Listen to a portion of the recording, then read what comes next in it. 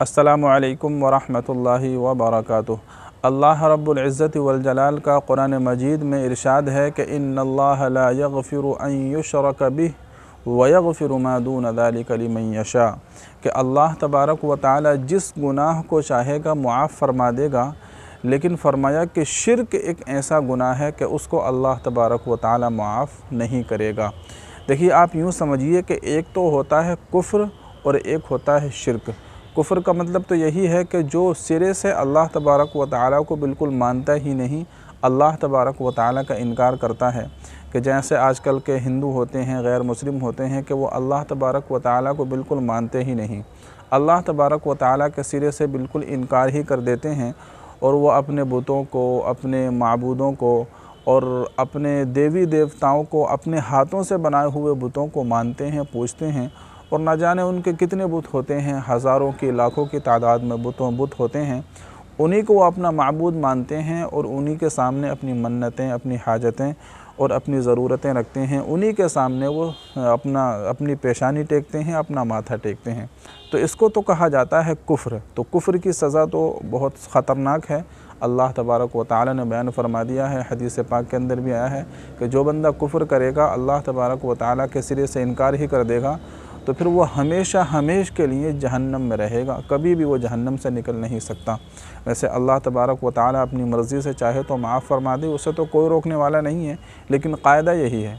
और अल्लाह तबारक व तआला ने जो ज़ाब्ता और उसूल बयान फरमा दिया वो यही है कि जो बंदा भी कुफ्र करेगा तो फिर वो हमेशा हमेश के लिए जहन्नम में रहेगा। तो ये तो होता है कुफ्र।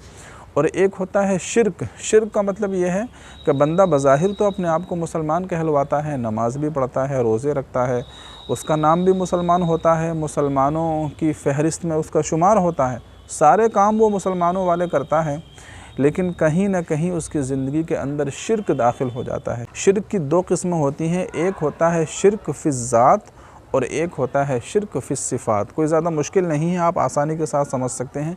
देखिए, शिर्क फ़िज़्ज़ात का मतलब ये है कि अल्लाह तबारक व तआला की ज़ात में किसी को शरीक ठहराना। मिसाल के तौर पे जैसे इबादत सिर्फ़ अल्लाह की जाएगी, अल्लाह के अलावा किसी और की इबादत नहीं की जाएगी। अब अगर कोई बंदा अल्लाह तबारक व तआला के साथ किसी और को शरीक करता है, किसी बुत की पूजा करता है या किसी पत्थर को मानता है, आग की पूजा करता है, यानी अल्लाह के साथ किसी को भी वो शरीक करता है इबादत में, तो फिर ये शिर्क फ़िज़्ज़ात है, ये बहुत बड़ा गुनाह है। इसी तरीक़े से एक होता है शिर्क फ़िस्सिफ़ात।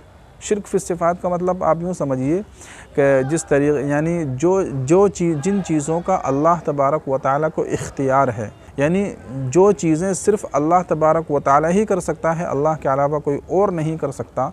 अगर कोई बंदा ये समझे कि ये चीज़ें अल्लाह के अलावा कोई और भी कर सकता है, तो फिर ये होता है शिर्क फ़िस्सिफ़ात। मिसाल के तौर पर औलाद देना, ये अल्लाह तबारक व तआला के कब्ज़े क़ुदरत में है, अल्लाह का ख़ासा है, अल्लाह की ख़ुसूसियत है। इसी तरीक़े से रोज़ी देना, ये भी अल्लाह तबारक व तआला की ख़ुसूसियत है। इसी तरीक़े से बारिश बरसाना, किसी को ज़िंदगी देना, किसी को मौत देना, ये सारी की सारी जो चीज़ें हैं, ये मोटी मोटी चीज़ें, तो ये सारी की सारी जो चीज़ें हैं इस तरह की, ये सब कुछ अल्लाह तबारक व तआला के कब्ज़े क़ुदरत में है।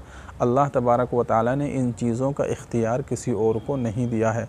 तो अगर कोई बंदा ये समझने लगे कि जिस तरीक़े से औलाद अल्लाह देता है, इसी तरीक़े से फ़लाँ बुज़ुर्ग भी औलाद देते हैं, फ़लाँ बुज़ुर्ग भी हाजतें, ज़रूरतें और मन्नतें पूरी करते हैं, इसी तरीक़े से कोई बंदा ये समझने लगे कि जिस तरीक़े से अल्लाह तबारक व तआला ज़िंदगी और मौत देता है, ऐसे ही फ़लाँ बुज़ुर्ग भी ज़िंदगी और मौत देते हैं। और आज के ज़माने में देखा जाता है कि बहुत सारे लोग और मर्द औरतें जिनको औलाद नहीं होती है, वो किसी मज़ार पर जाते हैं, किसी बुज़ुर्ग के पास जाते हैं और फिर वहाँ पर जाके उनसे मन्नतें मांगते हैं और ये कहते हैं कि हमें औलाद दे दो, हमारे औलाद नहीं हो रही।